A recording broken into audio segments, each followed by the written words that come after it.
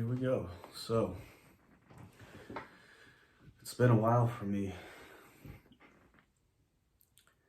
and I apologize for this one coming out late, but as predicted, a few things got in the way and got kind of hectic, so I was unable to record fast enough.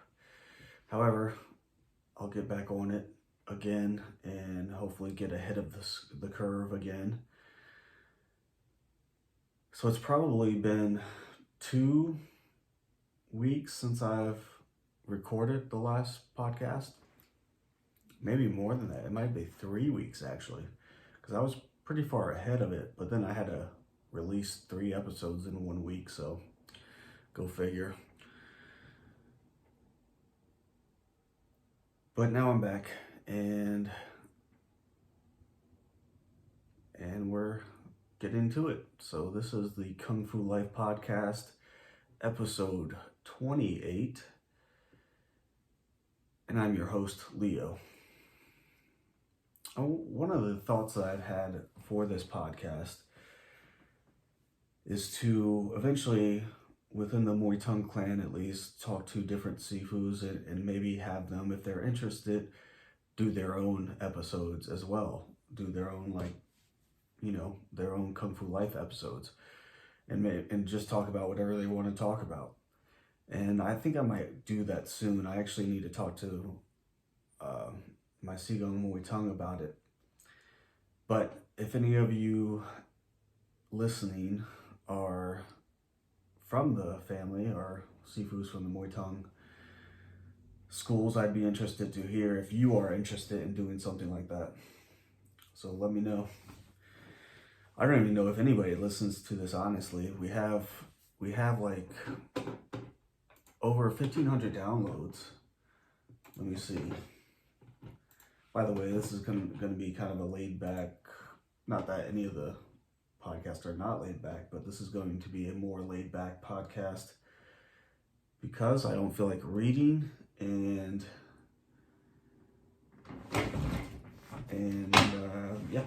I just don't feel like reading from the book. But the next podcast on the Tao book will probably be, well, one of the close to the last. It might be the next to last one. All right, so like I was saying, this podcast actually has 1,606 downloads since published, so that's pretty good. Now I don't know what those downloads mean. I don't know if it's just people clicking on the episode and nobody's actually listening. That could be the case, but it's pretty cool that many people have possibly listened. And it's all over the world. So I've checked it out on this Buzzsprout site, and they have got over 1,000 downloads in North America, 305 downloads in Europe, 130 in Asia, 31 in Oceania is what they're calling it. It's basically Australia, 52 in Africa, 59 in South America. So I mean, that's pretty cool to think about. I don't know if it really means anything, but it's pretty cool.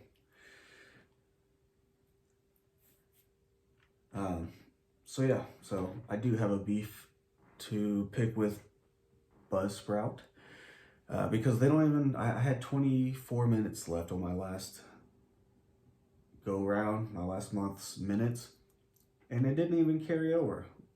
I don't understand why it can't carry over. But anyways, it's neither here nor there, I suppose.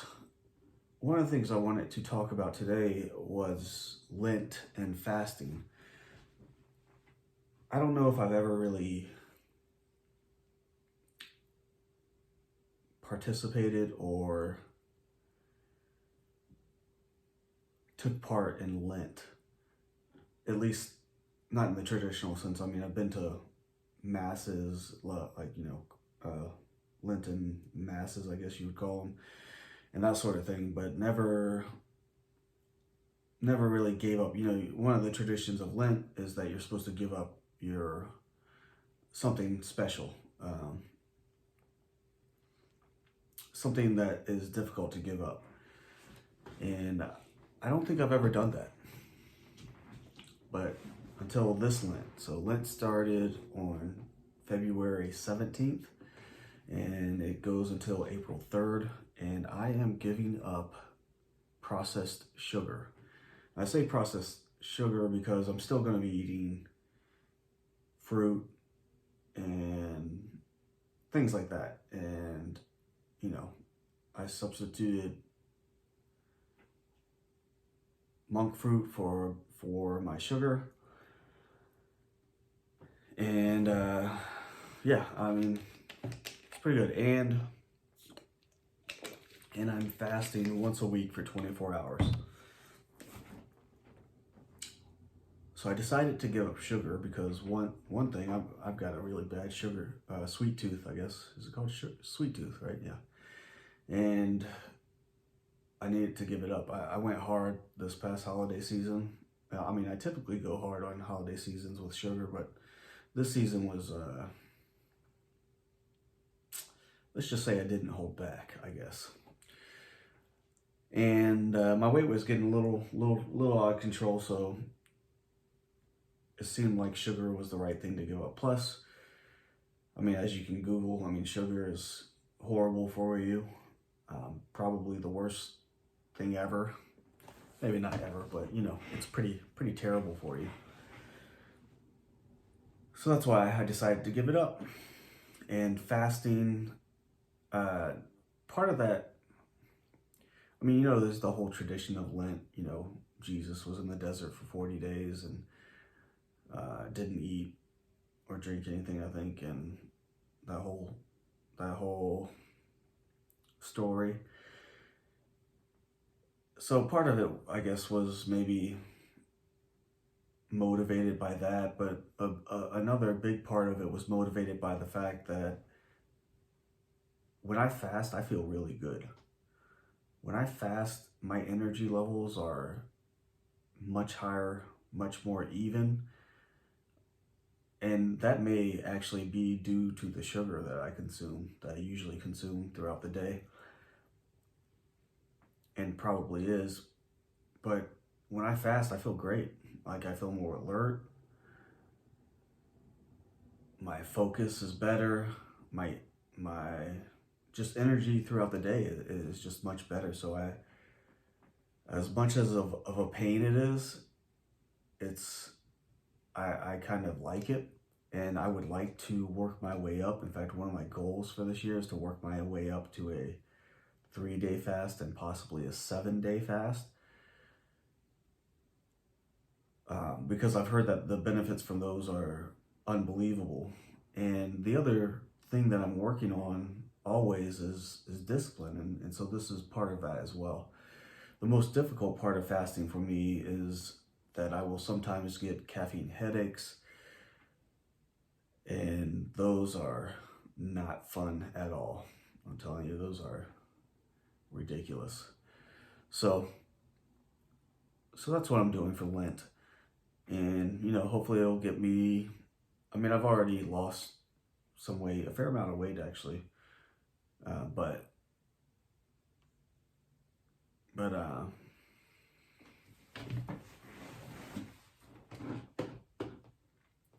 that's what I'm doing.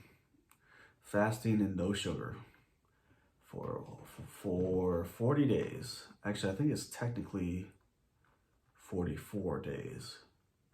I could be wrong, but I'm gonna have a good meal after. Trust me. And I'm gonna try to keep the sugar intake down. Like, a big part of the sugar for me is coffee. I always drink one coffee in the morning, and I like sugar in it. But monk fruit is okay. You know, it's not great. It's definitely not as tasty as sugar. But you know, maybe by the time this Lent is finished, maybe I'll just not go back and just keep on with monk fruit, because monk fruit has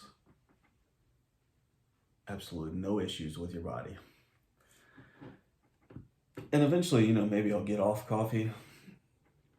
But anyways, that's just thinking. But I've also, so this, it's March 2nd right now. And every month, I was telling you about at the Chinese New Year podcast how I'll review how I've done based on my plan. And I've done okay. So I've gotten 5 of the 13 goals done. Okay, I'm a little bit behind the schedule. A couple of these you could say I've done half. Or at least a portion of it. The fasting I've done a couple times now. And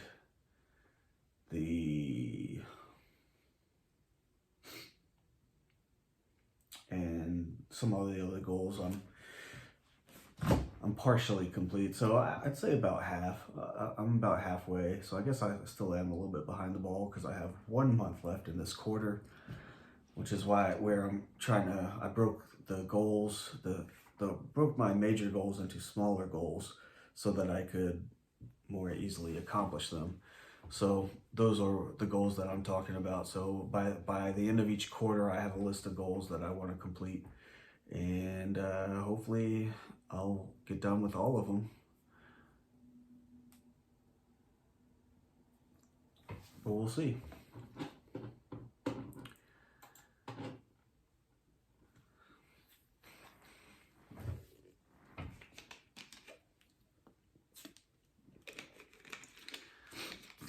One of the other things I was thinking about was going back to Lent. One of the other things I was thinking about was how several or a few of the major religions in the world, namely the Christian religion and the Muslim religion, both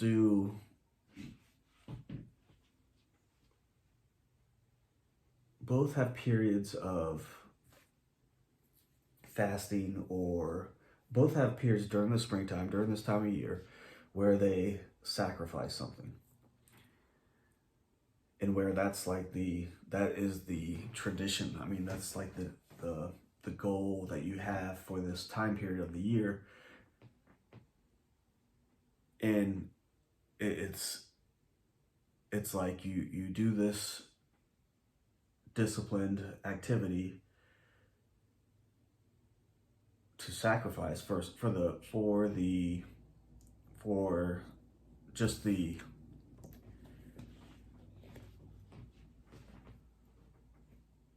just the benefit of the act itself. Like, you are being disciplined so that you can be more disciplined. And it takes different forms, of course. You're supposed to, both religions, you're supposed to spend more time in prayer and giving thanks to God and that sort of thing. But also there's a big celebration at the end. And across almost every religion, there is if not every religion, there is a celebration in springtime, which is really neat. And you can imagine why that would be. Obviously, back in the day, winters were really, really tough. And so spring meant something totally different to the people back then. It meant the easing of your burdens. And so, in a sense, after going through a harsh winter and then you force yourself into a even harsher circumstance by disciplining yourself through fasting or what have you, you teach yourself to remember the hard times. You teach yourself to be grateful for the good times. And one of the things that I really enjoy about fasting as well is that the next day after you're done fasting, like, you just feel so free. It's like, oh, I can eat whatever I want. Or not in my case during Lent, but I can eat, I can just eat whenever I want. So that's really cool. It's a really cool feeling. So I recommend to anybody to try that. To try some fasting out. Of course, I do. I guess some people maybe for the real hardcore fasters, I actually do. I'm still drinking water, but I know the real hardcore fasters will not drink any water or anything like that, and which is maybe I'll try that one day, but for now I'm sticking to my water fasts.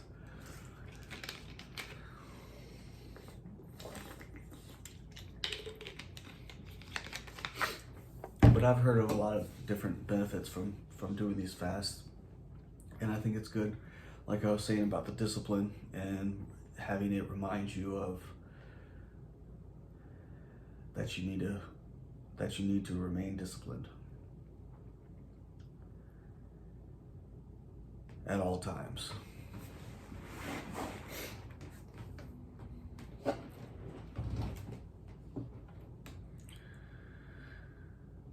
Okay, so what else? I guess this is more of a lessons learned type episode, or observations episode, whatever you want to call it.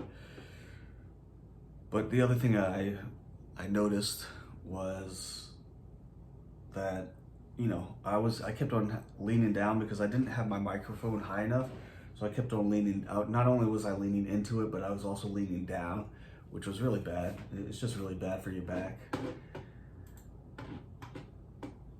and your neck, which I really need to work on. So I got smart and put a couple books underneath the sound barrier so that I could lift the microphone up and talk into it more easily and with a straighter back. Hopefully it will allow me to have a clearer voice as well and enunciate.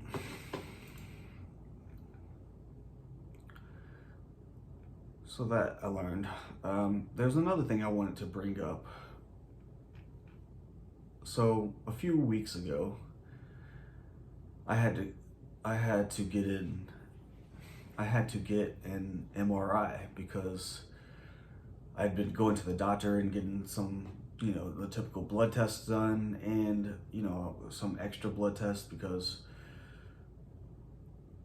for one, I'm interested in kind of figuring out how the body works and how I can optimize it.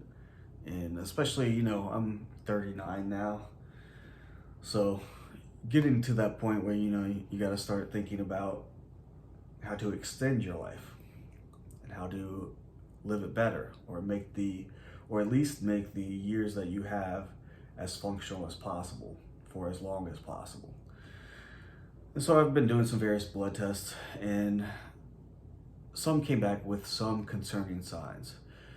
So they thought I might have a pituitary tumor, and it turned out after I found out about that, I talked to my mom about it, and she told me that her mother had that tumor as well, and which didn't make my mental situation any better. But luckily, I don't have any tumors.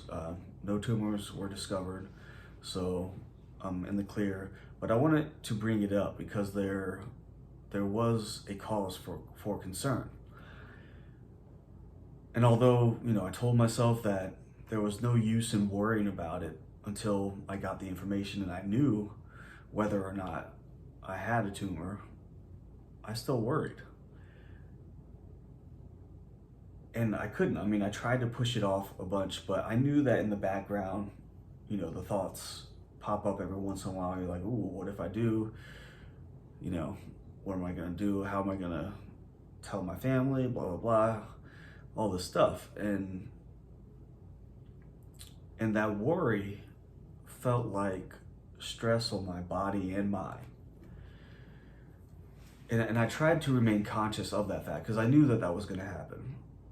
And I was trying to remain conscious of it so that it wouldn't affect how I dealt with my family or my work.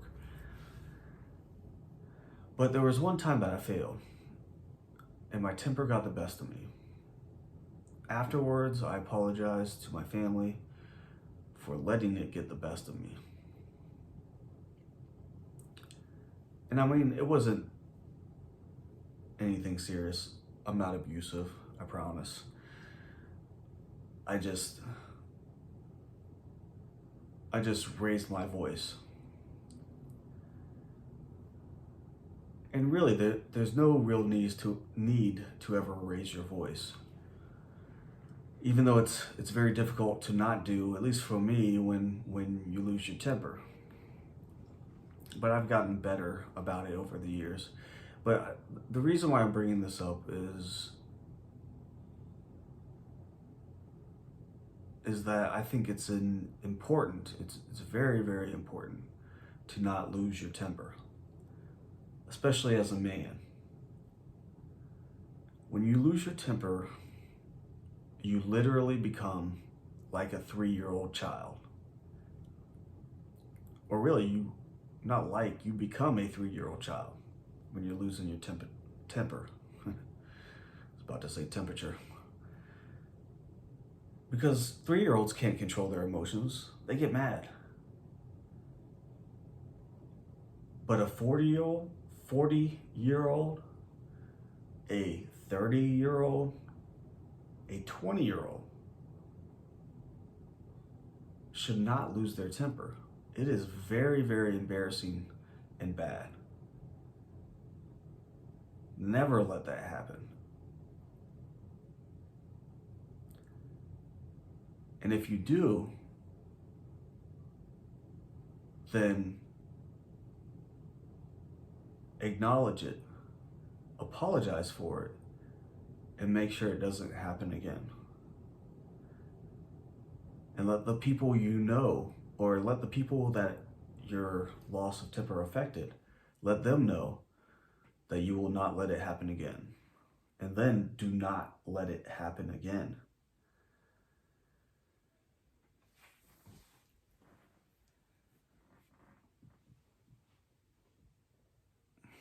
And it's easy to dismiss because everybody loses their temper. Well, at least everybody I know of loses their temper every once in a while.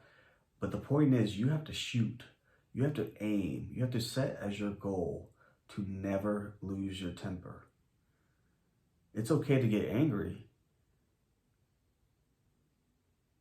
but don't let that anger affect how you speak, how you think, and how you act. In fact, anytime you're any kind of overly feeling any kind of strong emotion, you should probably start to rely on your logic and your rationale. Because you have to have that balance. You have to have that yin and yang. You have to, when you're getting all those emotions and that anger, you really have to calm yourself down, detach from your emotions, and address the situation properly. And that's a lesson that I've taken too long to learn, and I let slip too many times.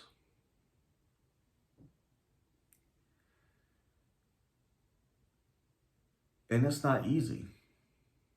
Everyone goes through difficult times. But you don't have to put your difficulties onto other people. It isn't right. It isn't fair. And it isn't the way things are supposed to be. Be better. Be a better human.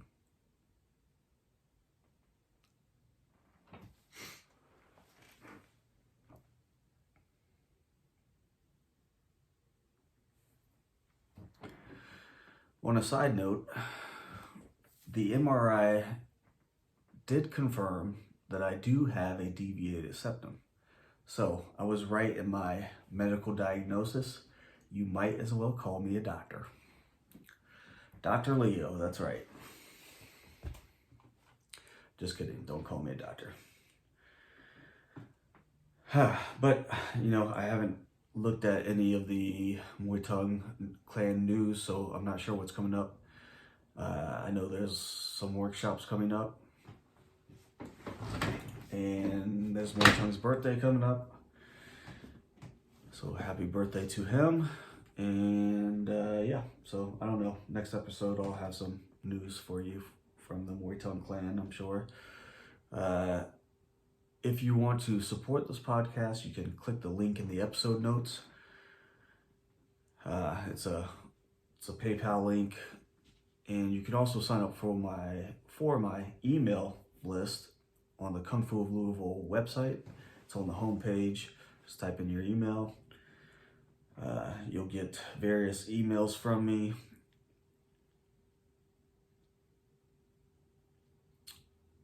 And yeah, I think that'll be it.